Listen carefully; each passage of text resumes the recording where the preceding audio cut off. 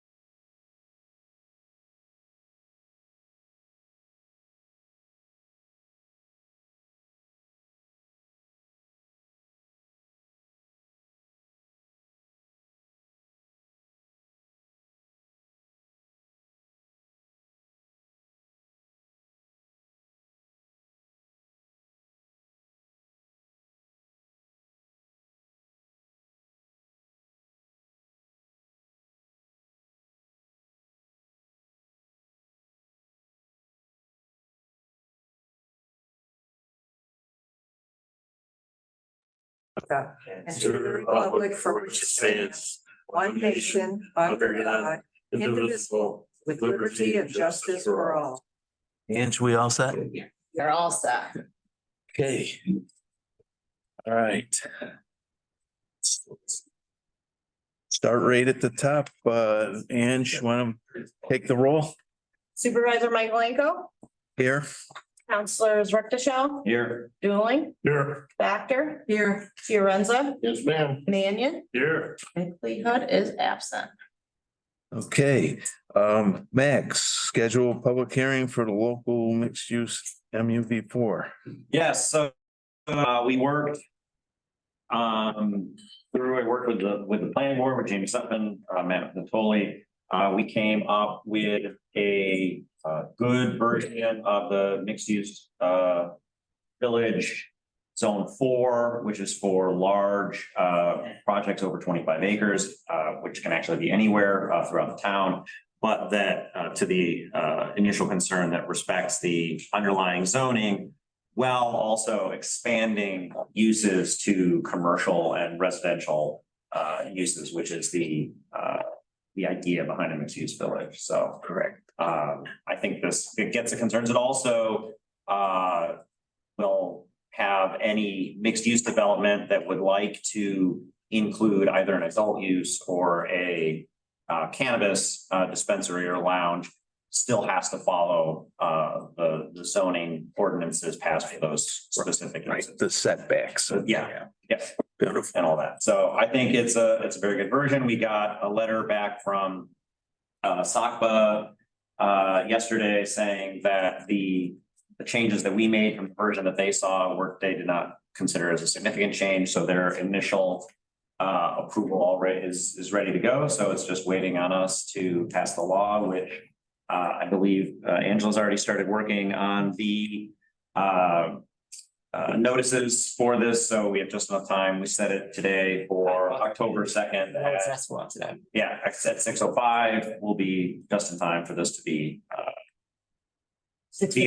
the 6:15 we're doing. 6:15, yeah, on October 2nd. I'll also just mention the version that's in your packet is not the exact version that will be passed. I have a clean copy that I'll send to the board either today or tomorrow. That'll be the actual final version. Okay, and then the final question I have is that none of the numbers changed, right? Like the percentage coverages and from the original proposed law. No, from what they proposed to what the modified this version coming today, it's literally just in. We added a couple of sentences in that one section that was on any use count. Yeah, that was everything. All the other percentages, everything is exactly the same as. Yeah, all right, I'm Yeah, the table, the table did not get adjusted. Yeah. okay. and those are the greens and the pinks were the modifications that you made. Yes, Okay. I don't have the colored version of it in And track changes. Actually, it changes by a person that's looking at it too. yeah. Yeah, All right, the areas that are not the black and white areas are the areas that you were working on, that we had talked about last week. Yeah. Okay, I see it. Thank you. I didn't know that about the color issue.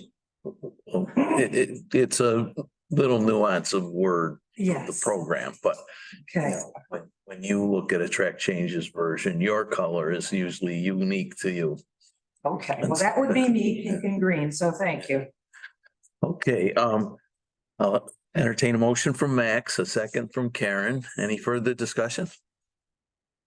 I'll call for the vote. All in favor? Aye. Opposed? Abstain? Motion's carried. All right, thank you. Zoning thing. All right, did we have anything else for the public session? There was one thing that was circulated about the fee schedule for the Yes. planning and zoning fees. Yes. Yes. Can I explain? Yeah, We, the board adjusted our fees for commercial permitting back in March of this year. Since that time, we received a permit application for a project that has construction cost of almost $16 million. Our changes meant that our permit fees are determined by percentage of construction cost. That permit request came to a total permit fee of $238,000 change. This raised concerns from the applicant, as you can guess. Doug and I spoke, we looked at what some other municipalities are doing for these bigger permits, larger construction costs. And they implement, specifically the city of Syracuse implements a sliding scale when the projects get to a certain dollar amount. So under my proposed revisions, it would be the same as it is now, $15 per 1,000 in construction costs for the first million. From 1 million to 5 million, it would be $10 per 1,000. From 5 million to 10 million, it would be $8 per 1,000. And over $10 million would be $5 per 1,000. Applying this schedule to that permit would be a cost of $124,000 and change. So it would be about $100,000 less, but we stand to gain $100,000 more than we were doing previously. So I think it's a good middle ground and it keeps us where we should be and in line with what other municipalities are doing. But the $15 per 1,000 up to $1 million remains.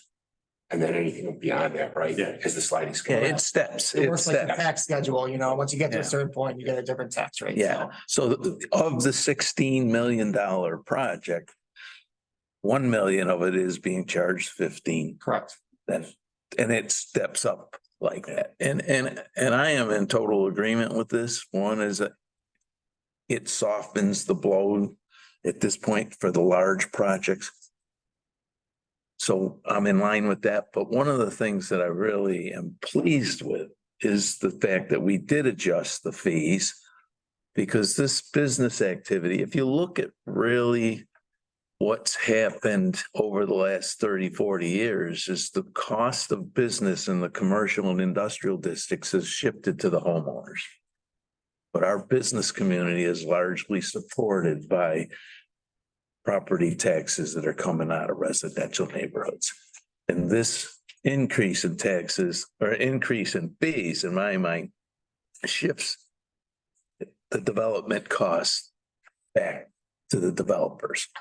And so that, it may take some time to adjust the actual numbers and everything, but it's a step in the right direction.